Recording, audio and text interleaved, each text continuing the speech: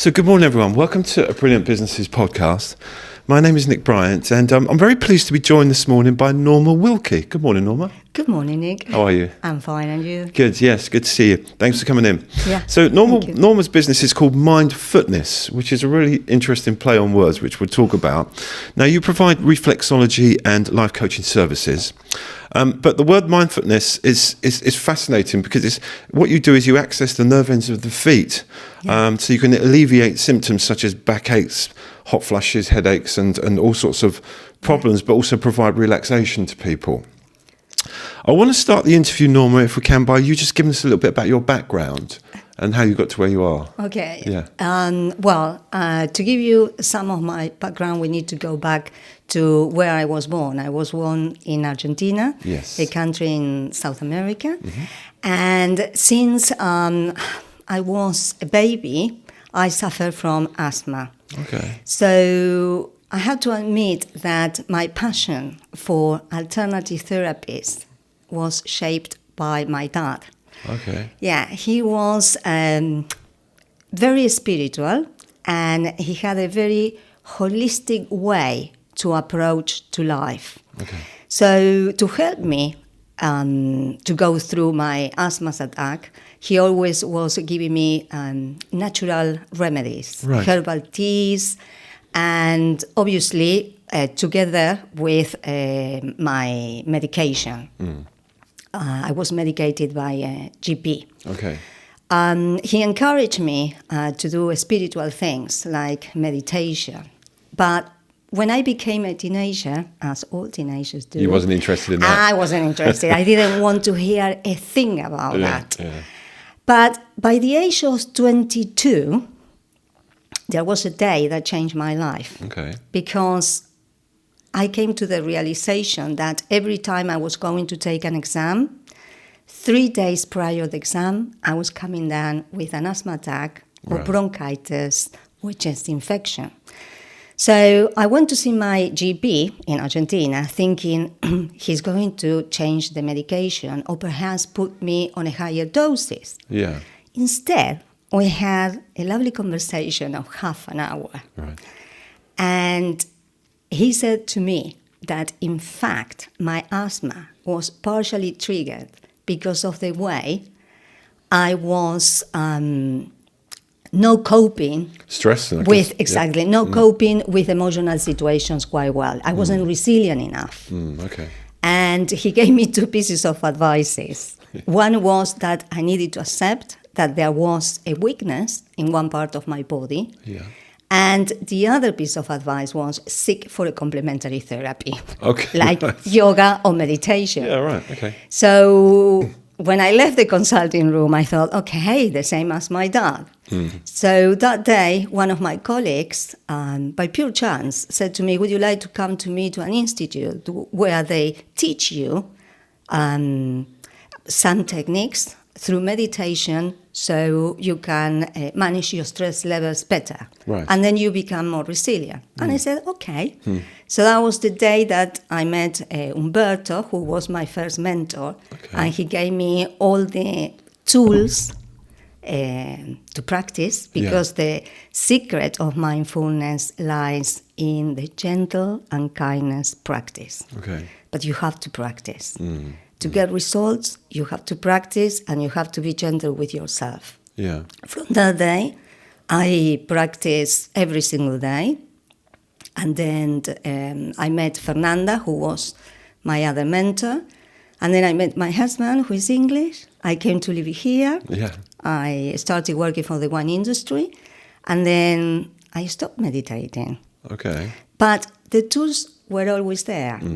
Because when there was a conflict at work, because when you relate with people, conflict Yes. is inevitable. Yeah. Because all your things that you need to work on, they start coming out Yeah. to the surface.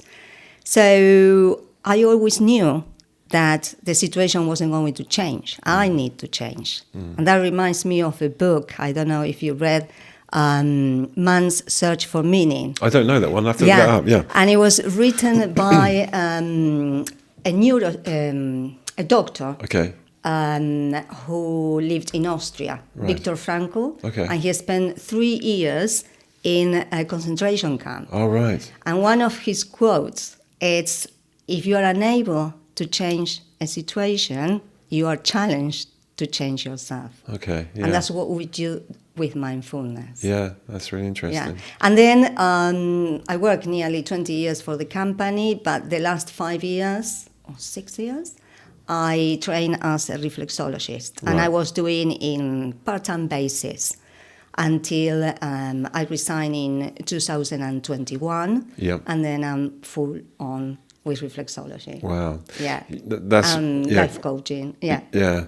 You said earlier that you sort of relate the foot to the body, and that you can access the whole body through the foot. To the foot, exactly. Yeah. Talk us through that. Yeah. Because reflexology is a complementary therapy that is based in a theory that the body is divided in 10 vertical lines. Yes. So an American nurse took the basis of this theory, and then she wrote like a map of your entire body in the feet, Yes. feet or hand. Okay. Yeah. And she knew that, for example, these are the lines 1, 2, 3, 4, 5. Yep. And in this line, we got the kidneys and the adrenal gland. But if something is blocked there, which is my work, when I'm massaging the feet or the hands, Yeah. if I notice that there is a Well, a bit of tenderness, gristle or yeah, exactly, yeah. or hardness, Yeah. my job is to apply pressure Okay. in order to break down the waste material underneath the nerve end. Right. And with that, I promote blood circulation and relaxation. Okay. Yeah. Right. And your neck is here, so I work all these things. Yeah. So I got a variety of clients. I got clients that they are confined to bed, Wow. because reflexology is really good for relaxation. And when they relax, at least I can alleviate a little bit of the pain, or the body will alleviate the pain that they are going through. Okay. Then I got women going into the perimenopause and menopause. Yeah. I got men suffering from arthritis. Okay. That they come and they feel better. Yeah. Reflexology can boost your immune system as well. So sometimes when we are going into the changing of the seasons, people Yeah. come to see me. But treating my clients, and especially those that they come because they are seeking for relaxation, Yeah. it works really well. But the benefits are not going to last long if we don't address the mind. Okay. Yeah. Because that's the thing with Mindfootness, Yes. with the name of my business. I wanted to reflect that the mind and the body needs to be aligned. Yeah, yeah, yeah. So how does these bits also access the mind then? Because it accesses parts of your body. Exactly. You've got a little brain there. You're going to show yes. us, aren't you? Well, the little brain is about mindfulness. Okay, yes, yeah. Because and there is a case study that was conducted by Harvard University, and it was called A Wandering Mind is an Unhappy Mind. Yes. Okay? Yeah. So after doing the whole case study, they realized that 47% of our waking time, we are not aligned with our body. Right. Our body is here because it's the only thing that is in the present moment. Okay? But the mind is always somewhere else. Yes. And that happened, I don't know, to me when I'm cooking sometimes. Yeah. I need to start focusing on my breathing to bring the mind here. Otherwise the mind, because the mind has a tendency to create thoughts all the time. It can just plant stuff in there, isn't it? And then you go, Exactly. where does that come from? Exactly. So it's a powerful tool to teach, Yeah. because that helped me to go through difficult situations with changes, with approaching them in a different way. Yeah. And when you do meditation, when you practice one of the techniques, one of the techniques is to concentrate on the breathing. Yeah. So you bring your mind you focus your mind in your breathing. So you're breathing, Okay. yeah. So Hold that up a little bit, Norma. Yep. This little brain, sorry. Yes. The brain, when you are doing that, is pretty much in silence. Right, okay, yeah. Except for this part of the brain, which is the prefrontal cortex. Yeah. Okay? So you are there. But because our, our span of attention is too limited, our mind will drift away. Right, Inevitable. Is involuntary. Okay? Yeah. So after a while, the mind realized that because there is inside two parts of the brain that bring the mind back. Okay, right. Yeah. You must have noticed that sometimes you are doing something, thinking something else, and then you come back. Yes, yeah, Okay. So what mindfulness does is to reinforce that mechanism. Okay, yeah. But after a while that you practice and practice, mindfulness is a powerful tool for self-development, self-awareness. Let's say that you are having, an argument with a colleague because you've been practicing and you know how to be more present. In a matter of seconds, you will see yourself as a mirror and you will say, oh, I wouldn't like anybody to treat me like that. Yeah. And then you have your purpose there. Right, okay. And you make your choice of changing or continue like you are. And the practice of meditation to change that, that takes time, doesn't it? It takes time. Yeah. It's everything in life. Everything takes time. And also, you mustn't seek results. It's something that it has to be approached with curiosity. Yeah. What happened with my sense and my body when I'm doing this, because everybody is different. Yes. So you can't compare, you mustn't judge. And be kind to yourself all the time. Yeah. And then through a period of time, you are going to experiencing some changes. Okay. Let's say you start practicing 30 minutes every single day, perhaps in 4 weeks or in 2 weeks, and then you start. I always advise people to write it down. Okay. Because then you don't forget it. Don't forget it. Yeah. So that's so when you like you said earlier, you do the reflexology on the feet and into the body, but you've got to learn how to work that mind. The mind. So you then also help them going forward, like on a monthly or weekly basis, to show them techniques on how to be mindfulness. I give a technique. Mindful. I do a service that is half an hour mindfulness, half an hour reflexology. Yeah. Because obviously sometimes with the breathing you move quite a lot of things and it could be emotional. So then with reflexology I try to release the energy and relax them. And sometimes we all suffer sometimes in one part of our life, resentment or you regret something, and all that is in the body as well. Is it? It's not just the mind? Yeah. Okay. So sometimes I ask my clients when they are doing the meditation, where do they feel in the body? Oh, right. Okay. Feel the pain somewhere. Feel the pain. Yeah. And they can usually pinpoint it, can they? Yeah. Wow. And some people say, oh, it's the chest. Or some people say, oh, it's my back, or it's my hips. Yeah. So at that point, you can then access the body through the hand. Exactly. Wow. Okay. Yeah. That's really interesting. Yeah. You mentioned earlier also now that you're on NHS lists. Yes. Which is really good. Yes, it's really good. It was 5 months ago. The NHS accepted reflexology as a complementary therapy that helps a lot of individuals that they are suffering from cancer. But a lot of patients, sometimes they go because they suffer from headache. And sometimes it's all caused because of the level of the stress they are on. Yeah. So, yes, you can go to the NHS reflexologist website. Okay. And people can put their postcode.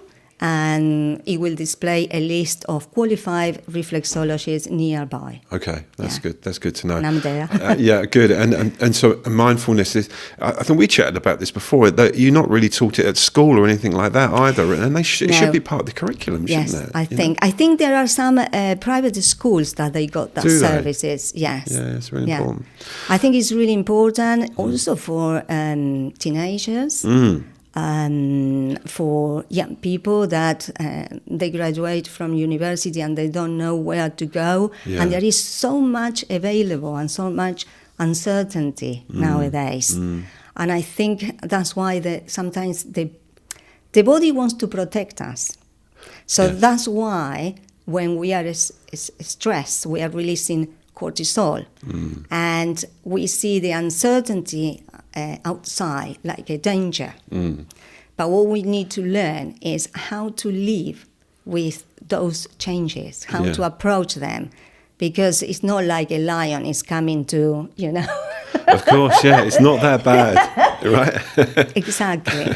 Yeah. I think a big one is women's health, because it's women suffering with menopause and those conditions really struggle. And I think if you found a way to help them, then that's yes. really I good, ran yeah. a workshop last year to change your mindset for a healthy one to approach perimenopause and menopause. And I've been having a lot of clients going through menopause and they are on HRT, which is not bad. If they need HRT, they need to do it. Some of them, they want to come off HRT because they feel that they got more headaches, so they come to me and they come off gradually. There are a lot of things available there.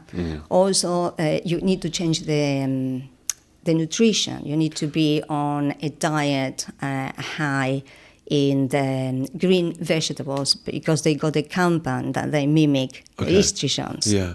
Okay. And also because estrogen, you only get it from your adrenal glands when you are going into the menopause. Okay. Yeah, it's a big topic. It's a big topic. So the other things that you help people with, let's just run, because you also mentioned on your website about pregnancy and fertility as well. Yes, I do that. Yeah. Yes. Okay. Because obviously it promotes oxytocin, which is the hormone of love. Yeah. And it creates a bond with the baby. Okay. Some of my pregnant clients come because of the pain in the back. Right, yeah. And also to prepare the body for pregnancy. Okay. And a month ago, I received a pregnant who was overdue. Right, okay. And I think the midwife said, I can't remember, it was the midwife or somebody said, before we are going to induce your birth, go and see a reflexology. Okay, that's good. And she came, and in a couple, I can't remember if it was 8 or 10 hours, she gave birth naturally. Look at that. Isn't that? That's it's because sometimes you need to relax. Yeah, that's really important. Let's also just talk about where are you based and where can you go? I'm based in Crowborough. Yeah. I got my private consulting room there, near the community hospital, Harlequin Lane. And then when I run workshops, I hire a yoga studio or village halls or community center. Okay. And I'm planning to run now a series of workshops in September, October, November, and December. Okay. Yeah. And do you go and visit people as well? I do that. Privately, if you like? Yes. Yeah. If they cannot, if they got mobility problems, sometimes I go. I can go. I can take a reflexology treatment chair with me. Yeah. I was going to say, can you do it online? But obviously, if you're doing that, you can't do that. But you could do the mindfulness online. Yeah, I thought about doing that. Yeah. Yes, putting a service like in Zoom and run a workshop online. Yeah, it could be worth a try. Yeah. Yeah. What do you enjoy about it the most, Norma? Like, is it helping people? I guess. Yes. What I enjoy more is, I think what I enjoy more is one is to help people. That people can go and feel relaxed, and perhaps if I say a word and they go and think about that, then they start thinking in trying to change. Okay. I think what I enjoy is helping people to think that they can do it. I know that in extreme cases of anxiety and depression, you need to go and see your GP. Yeah. But there are cases that they can solve their life by doing meditation, by sitting down, having their time, engage themselves in activity that they like, just directing them It's what I enjoy. Yeah, that's really good. And so if someone wanted to start off doing meditation, what sort of period of times, because it's really hard to switch off, isn't it? It is. I know that's part of the meditation process, but to start off with, do you do 5 minutes, 10 minutes, 1 minute? What would you suggest? I start sometimes with, the thing is, because I'm guiding them, so I bring them to the present moment. Okay. And sometimes we do 15 or 20 minutes, and they think, oh, that was... Really quickly? Or? Really quickly. Yeah. They didn't notice. Yes. Yeah. Okay. It went really quickly. So they need to learn then, with time, to bring their mind to the present. Right. But that's practice, like everything. Yes, yeah. And it starts with breathing, I think, from what you were saying. It starts for breathing or focusing on one part of your body. Okay. There is a meditation called the body scan, and we go through slowly through different parts of the body, and they focus the attention there. Yeah. We spoke also about, this is off of that topic, but maybe you can help businesses and staff in businesses that are all struggling with maybe their mental health. Yes, I think it would be brilliant that businesses can invest some money on that, because overall they will recover all that in the human resources, because people gain more clarity when they do this. Yeah. More concentration. Yeah. Well, because stress in the workplace is exactly, big, and when you have more clarity, you can take better decisions. Yes. From a place of safetiness. Yeah. Well, let's look out for that for you. Yeah. So, if anyone is struggling with mental health and pain in the body, they can come to you. I always said if they are suffering really, then GP. They need to go and see the GP first. Okay. Yeah. But if anyone wants to get in touch with Norma, on your website, all the details are on there, aren't they, Norma? Yeah. All the details and the price list, and I'm going to advertise all the workshops there as well. Excellent. And everybody can send me an email. Yes. There are a lot of people send me email because they want to know more about reflexology and mindfulness. Yeah. And I'm there. You're there to help. Yeah, so if anyone's got any questions, just email Norma. That's probably the best bet. Yeah. So thank you very much for coming in, Norma. Thank you to you. Thank you for inviting me. It's really interesting. Yeah. I love the name Mindfootness. I'd never heard of that before, and I think it's such a great spin on words. Yeah, we were working on my website because I used to trade as new reflexology. Yeah. Because I wanted to incorporate more techniques. And then when I started doing my new website, with some people were helping me, I said, I want to come with another name because I need to reflect the food, the mind, and the mindfulness. Yes. And then I said, we all said mindfulness. Yeah, light bulb moment. I think it's awesome. Brilliant. Okay, well, thanks very much. Thank you. We'll wrap up there, and we'll see you all for another podcast soon. Thanks, Norma. Thank you. Thank you. Bye-bye. Bye.